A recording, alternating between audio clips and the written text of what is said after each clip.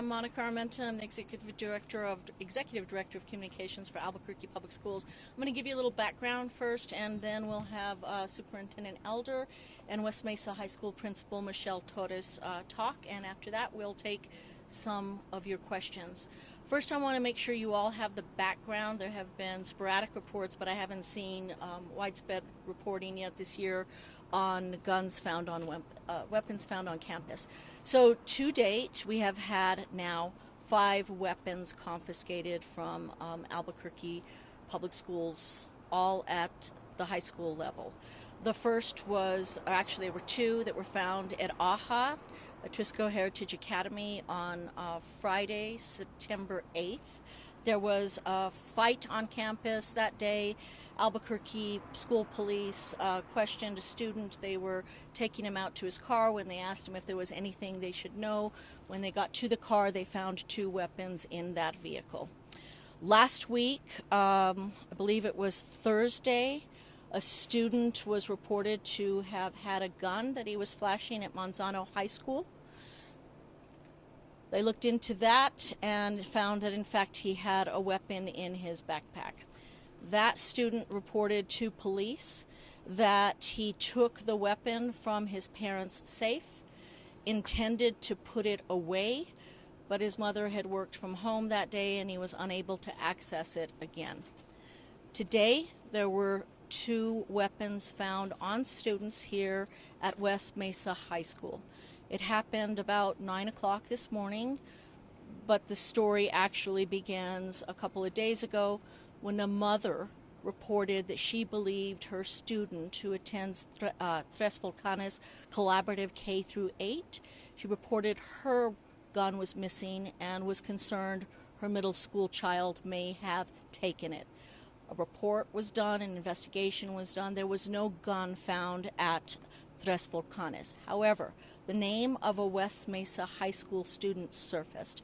So Albuquerque Public Schools police were on campus this morning, located the student, and he cooperatively left the classroom to a room where he was searched and he was found to have a weapon on him.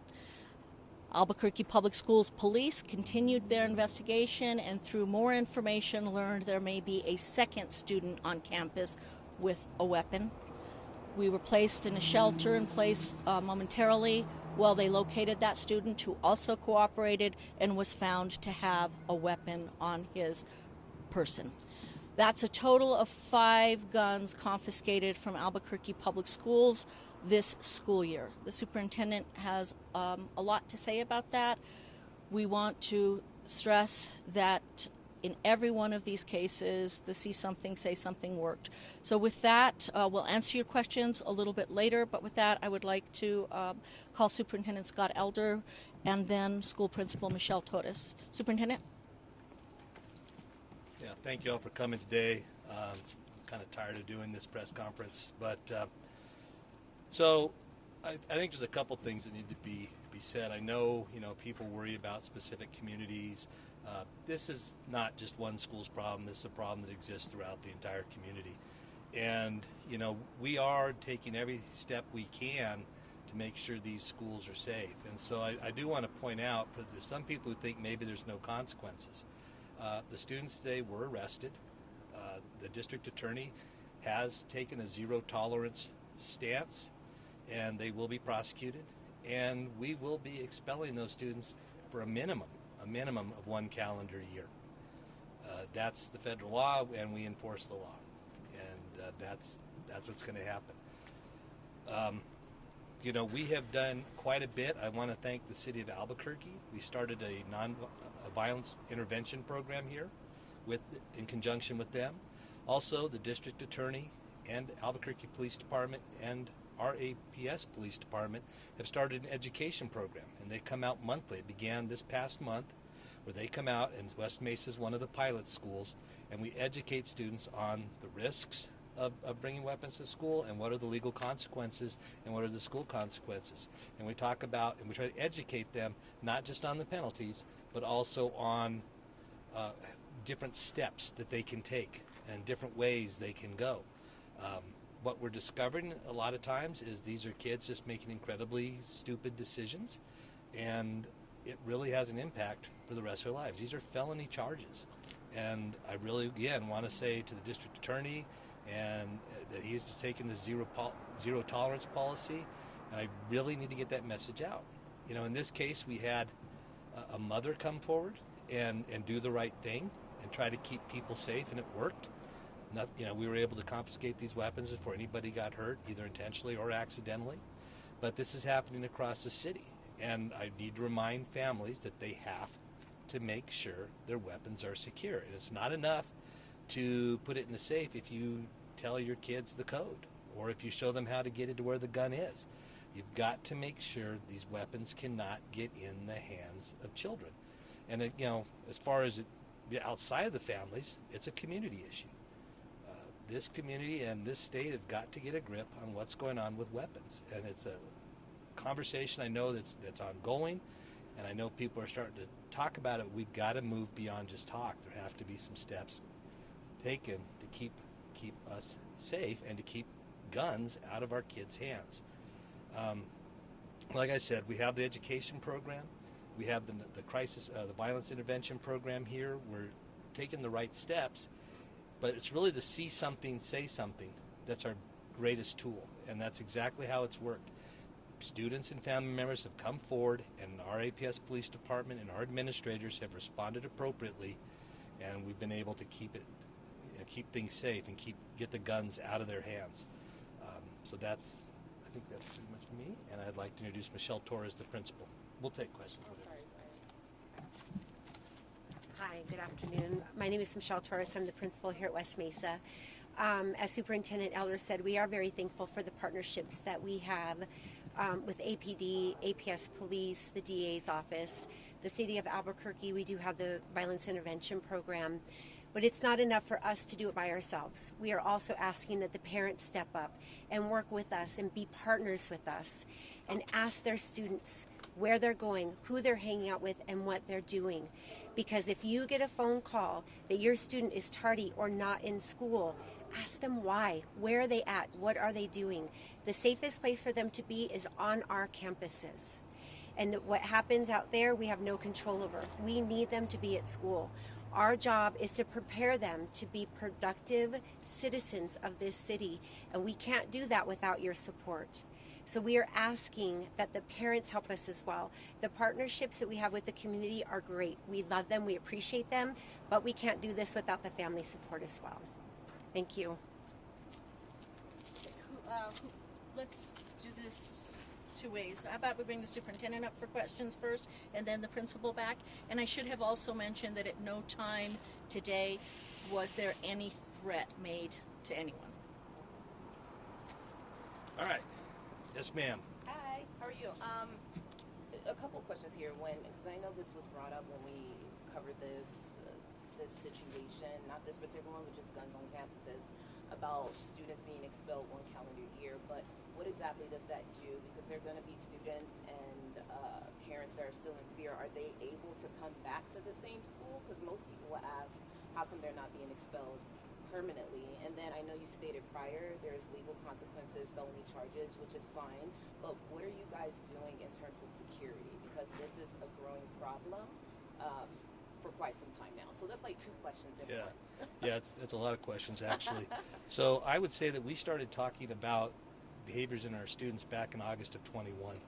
I think that was my first message on, that came back from the pandemic, that we were seeing things that were changing. So we've been talking about this for a long time, and we've taken a lot of steps since then to really, what you'd say, harden the schools. And there's a lot of different ways to do that. One is through preventative measures. So you have a crisis intervention program. You have counselors. We're talking to the kids about who's a trusted adult that you can talk to if you know something, if you're fearful of something. Who can you go to if there's going to be a problem? So there's a lot of preventative measures that are in place. A lot of mental health counseling is going on that didn't go on before, and we've really focused on that as a major component. So there's the concept of the restorative practices that you train kids on how to behave properly so that we don't get to these moments. And that's ongoing K through 12, all right? On the preventative side, we are doing things like adding security cameras. We've added staff when we can. But a lot of times people say, well, why don't you add more staff to one school? Well, I have a limited amount of officers that I can use. So to move an officer to one school means I have to pull them from another. And this isn't limited to any school. This is a problem that's across communities. So if people want to talk about that, we need to talk about how you're going to fund it, because that's not something that's necessarily directly funded in state education. So it might be a conversation at the state level. And then expelled when So the expel thing is that's you say most people. I would say that that's actually a very split topic. That's not. There's two sides to that. There's some people say you throw them out and never let them come back. Well, then what? What happens to that child? And at what level do you say, well, not that one, but this one? It's really, really difficult. The law states up to a minimum of 1 year, and that's what we do. And quite often it's a little bit more than that. We don't like them to come back in the middle of the semester. So in this case, the earliest these students would come back would be January of 25, basically. Well, I guess what I apologize. Just to clarify that, I'm just saying if you found 2 students or you're finding students with guns on school grounds, right? Mm-hmm. Students are in fear. Parents, I could imagine, are in fear, and then they're expelled for just 1 calendar year by law, which you're stating, and then they're allowed to come back. Those are still questions that need answers. Right. You Well, understand what I'm saying? Like I also, yes, I understand, but you need to understand there's a law. The law says up to a calendar year, or a minimum of a calendar year. That's the law. So we follow the law. Now, do we have the possibility of expanding that? We can, but there's also a lot of people who say, what are you doing with those students? Where's the remediation program for them? And I think that the district provides online services. We provide opportunities, but the law says they have to be out of the district. So we're kind of stumped on what we can do, and that's where we say to the community there needs to be some push-in services that goes just beyond throwing them out of school. That's great, but now they're on the streets. And like Principal Torres says, we think they're safer here because we react, we step in, we do the things that need to be done to keep children safe, and that's why we think they're better off here. But again, I also understand the fear and people being nervous. They need to know we're doing what we can do to keep them safe, between the police force, between our partnerships with APD and the Sheriff's Department, between partnerships with the District Attorney's Office, and our own internal security systems. We're doing what we can do. Are you guys still Scott, talking excuse metal me. detectors? Scott, can you mention Centegic? And then we've got to take another question. Oh, well, we're also, Well, metal detectors. That's what I meant in regards to no, security. so look behind me. Look at West Mesa. Where do I put the metal detector? There's this large building, this entrance here, there's another building beyond there, and then there's the whole back of the school. So where does the metal detector go? And there's got to be a person there to watch that metal detector. So we are looking at some things like we are putting in the emergency badges. So all our staff will have a badge that they can press, and if there's an incident, depending on how many times they press it, it tells us what's going on, right? So that gives us GPS data immediately. It gives us immediate information on what sort of situation's going on. We're taking the steps we can, but there are limitations. A lot of people say, put in metal detectors. They're very, very expensive, and they're not necessarily funded, although the state did loosen up some capital funding this year for security, and I appreciate that. And then, 2, you got to have somebody to watch it. Just think about TSA. And that's a number of metal detectors spread across a little bit of room with a lot of people to watch. How does that work at a traditional school where you have 75 entrances? It's really, really difficult. And we will be asking taxpayers in a... Oh, and we actually do have a mill levy coming up. And that's a really, no, thank you. No, I think it's really fair, and I think you should mention that. That mill levy that comes up on November 7th pays for security equipment. It's a really important election, and it really matters to this type of situation. Thank you. Thank you. So you mentioned earlier there was no threat, but to clarify, is there any reason to suspect that these students had any intention of using these guns at school? I don't have any evidence that says yes or no. We're not able to ascertain what their intent was. It doesn't appear that way, but that's just conjecture. Yes, sir. Were there any criminal charges? I didn't hear you say that earlier. Yeah, there'll be criminal charges pressed, yeah. I don't know if my question is for you, Superintendent, or Well, the then- principal, but did the students have any sort of past history with the school? Were they violent? They Yeah, did we this can't, with the we VIP program we and can't, stuff to we identify can't, them? yeah, we can't discuss that because that's purple law, so we can't disclose this. You mentioned that it's kind of hard to pull officers from other schools, and we've seen that there's other schools that this has been going on, this type of incident. But have you thought about moving more officers to this school? Because we've seen West Mesa has seen more incidents related to this. We've done a couple of things. Well, again, I don't think it's a West Mesa issue, and I don't want to make it a West Mesa issue. Yeah, there's been incidents here, but there's been incidents at other schools too, and those communities are worried too. We did make some changes as far as staffing, and we did make some changes as far as some of the patrols that we do around here, so there's been some adjustments made in that regard, yes. Monica mentioned that there was, you had the name of the first kid, and eventually that you learned about the second kid. What is the connection between the two, and was there any conflict between the two? There was no conflict. They did know each other. They knew each other, so were they friends, or was I there don't any know. connection I between don't them know. who had guns? No. Again, I don't have any concept of intent. Do you happen to know if the two weapons were found on the two students or in their vehicle? They were found on the students. So earlier it was mentioned that there were 5 weapons seized from APS schools to date at the high school level. How does this stack up to years previous? Are we seeing this as a growing issue Not today, this school year. this school year? Are we seeing this as a growing issue? I think the fact that it happens at all makes it an issue. Last year we had over 20. Well, last year we had 15, was it 15? No, You'll have to double check me on Yeah, that. I can't remember the exact. But that depends on how you count those weapons.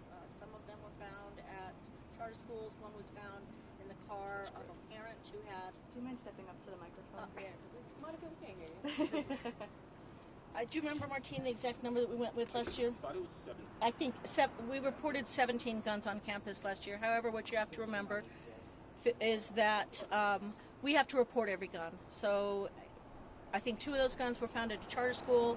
One, for example, was found in the car of a parent at a football game. He had a concealed carry permit, but it was still found in his car. Now, it doesn't make any sense to argue about, whether it's 17 or 15, they were weapons, but I do think it's important that the public understand, again, first and foremost, as the superintendent has said, that almost every one of these cases, the good news is that people are reporting them, and that it isn't that 17 people have showed up on campus with a weapon, but it is true today. And how are parents notified? Because I know you wanted to touch on that. So we changed. Michelle, do you want to answer this? Do you want How me were to? they notified? Okay, so we changed a few things, as the superintendent was mentioning earlier today when he talked about how we're securing schools and making sure that everybody gets the communication they need in a more timely fashion. Up until this year, someone at the school, usually the principal, had to notify her community through a robocall system and email that something was happening on campus. The district is now taking over those responsibilities. That's why it's a little quicker, you may notice, this year. We've freed them up from those duties so they can focus completely on what's at hand here at the school. And from there, everyone is notified. So what happens is that the call comes to us from police. We immediately then get it out to leadership and the school to let them know what it is. Then we follow up with parents once we know there's going to be a shelter in place or that something has happened, like today. So in every case, 5 weapons so far this school year. The first was September 8th, 2 guns at AHA, 1 last week at Manzano, 2 today. And all 3 instances, parents were notified immediately in a letter, and I don't know if the robocall went out to them.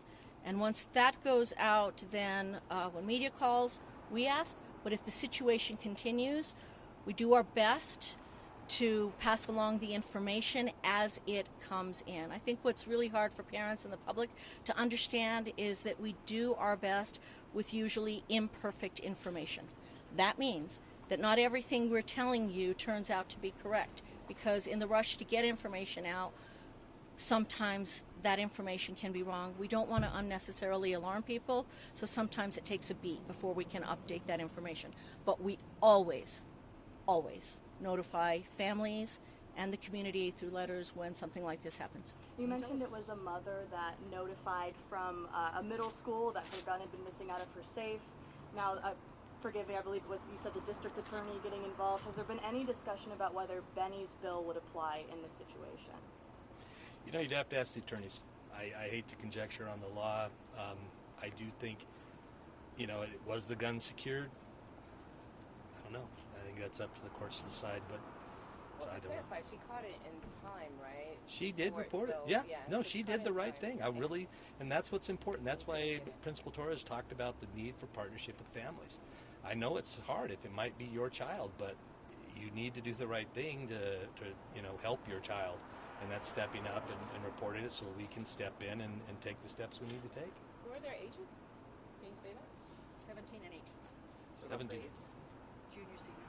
Oh, can you say that? They were 17, 18. They were a junior and a senior. respectively. So the Yes. 17-year-old 17 was a junior, the 18 was a senior. Yes. They were in the correct grades. Do you have their gender, or was it a male student, female student? They were both males. How many students does West Mesa have? We have almost 1,700 students here.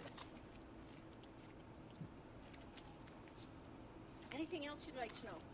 Just a detail. What class was the first kid in when you contacted him? I don't remember. It was the second period. I think it was first period. Was it the end of? I think It it was was, leaving yeah. first, going to second.